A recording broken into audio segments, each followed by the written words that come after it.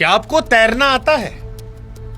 Well, अगर नहीं आता तो आज ही सीख लीजिए, क्योंकि जिस सिस्टम और सरकार के भरोसे आप जी रहे हैं वो आपको डूबते हुए देख सकता है। वो वीडियो बना सकता है लेकिन आपको बचाने नहीं आएगा। और इसीलिए आज आपको 27 साल के युवराज मेहता की कहानी सुननी होगी। नोएडा की कहानी। रात के घुप अंधेरे में 20-30 फीट गहरे, गंदे और ठंडे पानी में वो अपनी कार की छत पर खड़ा था। पैरों के नीचे गाड़ी जो है वो धीरे धीरे उसकी पानी में समा रही थी। ऐसा नहीं कि वो अकेला था, उसके सामने पुलिस थी, दमकल की टीम थी, एसडीआरएफ के जवान थे, उसके सामने उसका रोता हुआ पिता था। और ये लड़का रो रो कर, हाथ फैलाकर, चीख चीख कर अपील कर रहा था कि पापा मुझे जिंदा बचा लो, मुझे बचा लो, मुझे तैरना नहीं आता। लेकिन सामने खड़े लोग जिनके पास रेस्क्यू का सामान था, ट्रेनिंग थी और जिम्मेदारी थी, वो किनारे पर खड़े रहते हैं। पिता कहते हैं कि बेटे के चीख पर कहा गया प्रशासन के द्वारा कि पानी बहुत ठंडा है। कहीं पर कहा गया कि अंदर लोहे के सरिये हैं, हम जाएंगे तो हमारी जान पर बन जाएगी। तो किसी ने बहाना दिया कि कोहरा इतना घना है कि कुछ दिख नहीं रहा, कूदना जोखिम भरा है। अब आज आप कल्पना करके देखिए कि आपकी जिंदगी चंद मिनटों की मेहमान है। किसी भी पल मौत आपको गले लगा सकती है, आपकी सांसें जा सकती हैं, और सामने जो सिस्टम खड़ा है वो आपकी मौत का इंतजार कर रहा है। वो एक से बढ़कर एक बहाने दे रहा है। ये डराने वाला है। ये डराने वाला है कि हम ऐसे समाज में जी रहे हैं जहां पर एक जवान की जान से ज्यादा कीमत रेस्क्यू करने वालों की सुरक्षा और वर्दी गीले होने की लगती है। और इसीलिए हम आपसे कह रहे हैं कि अगर तैरना नहीं आता है तो सीख लीजिए। 16 जनवरी की मनहूस रात नोएडा के माथे पर जो कलंक लगा वो शायद कभी नहीं धुल पाएगा। दिल्ली एनसीआर घने कोहरे की सफेद चादर में लिपटा था। 27 साल का सॉफ्टवेयर इंजीनियर युवराज मेहता अपनी मारुति ग्रैंड विटारा एसयूवी से घर लौट रहा था। सेक्टर 150 नोएडा का एक रईस इलाका, जहां लोग करोड़ों रुपए खर्च करके सुकून और सुरक्षा की उम्मीद में बसते हैं। लेकिन उस रात वहां की सड़कों पर मौत का अंधेरा छाया था। जिस रास्ते से युवराज गुजर रहा था वहां एक खतरनाक तीखा मोड़ था। लेकिन भ्रष्टाचार और लापरवाही का आलम यह था कि ना तो कोई स्ट्रीट लाइट जल रही थी, ना कोई चेतावनी का बोर्ड था जो ये बता सके कि आगे मौत का कुआं है। कोहरे की धुंध में युवराज को सड़क का किनारा दिखाई नहीं पड़ा। उसकी कार जो है एक अंडर कंस्ट्रक्शन साइट की टूटी हुई बाउंड्री वॉल को पार करती हुई एक गहरे गड्ढे में गिर गई। ये गड्ढा भी कोई कुदरती झील नहीं था, बिल्डर के द्वारा खोदा गया एक बेसमेंट था जो सालों से बारिश और सीवर के पानी से लबालब भरा पड़ा था। सड़क किनारे मानो बिल्डर ने मौत का जाल बनाकर रखा था। कार पानी में गिरते ही कार डूबी नहीं, और यहीं से युवराज की जिंदगी और मौत के बीच का वो 90 मिनट का संघर्ष शुरू हुआ जो आज सिस्टम के मुंह पर कालिख पोत कर चला गया है। गाड़ी गिरने के बाद युवराज ने जिंदगी छोड़ी नहीं, हिम्मत नहीं हारी। वो खिड़की से निकलकर डूबती हुई कार की छत पर चढ़ गया। रात के 12:06 पर उसने अपने पिता राजकुमार मेहता को फोन किया और कहा, पापा बचा लो मुझे। पिता बदहवास होकर 10 मिनट के भीतर मौके पर पहुंचे। पुलिस को बुलाया, दमकल को बुलाया, सब आ गए। पीसीआर वैन आ गई, दमकल की गाड़ियां खड़ी थी। लेकिन इसके बाद जो कुछ हुआ वो किसी संवेदनशील इंसान की रूह कपाने वाला है। 1.5 घंटे तक, भाई साहब 1.5 घंटे तक युवराज पानी के भीतर खड़ा था, जिंदगी की भीख मांगता रहा। उसने मोबाइल की टॉर्च जला रखी थी जो शायद उस घुप अंधेरे में उसकी आखिरी उम्मीद की किरण थी।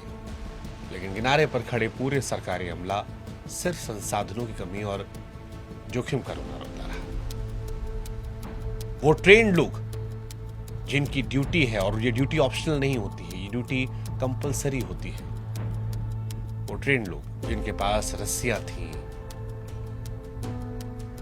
लेकिन शायद नीयत कमजोर पड़ गई या खुद की जिंदगी के बारे में ज्यादा सोचने लगे, क्योंकि जो रस्सियां थी उनकी लंबाई थी और गड्ढा ऐसा नहीं कि 100 फीट गहरा गड्ढा था, 20-25 मीटर गड्ढा था। फायर ब्रिगेड के पास जो रस्सियां थी उनकी लंबाई शायद उतनी बड़ी नहीं थी, युवराज तक पहुंचने की नाकाफी थी। हालांकि गड्ढा 100 फीट का नहीं था, यह गड्ढा भी 20-25 फीट का था। लेकिन सवाल यहां पर यह होता है कि नोएडा कोई गांव नहीं है, नोएडा कोई पिछड़ा इलाका नहीं है, नोएडा एक हाईटेक शहर है और एक हाईटेक शहर में आपातकालीन सेवा देने वालों के पास क्या 20-25 फीट लंबी रस्सी तक नहीं है?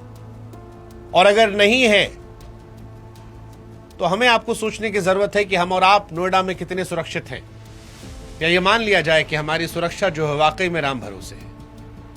क्योंकि युवराज के साथ तो यही था, पिता किनारे पर खड़े होकर पुलिस वालों के पैर में गिरता रहा, मिन्नत करता रहा, रोता रहा, हाथ पांव जोड़ता रहा, लेकिन वर्दीधारियों ने पानी की गहराई और सरियों का हवाला देकर कूदने से मना कर दिया। अधिकारियों ने लॉजिक दिया कि देखिए सर, विजिबिलिटी 0, पानी में सरिया हो सकता, हम कैसे कूदेंगे, it's not safe for us.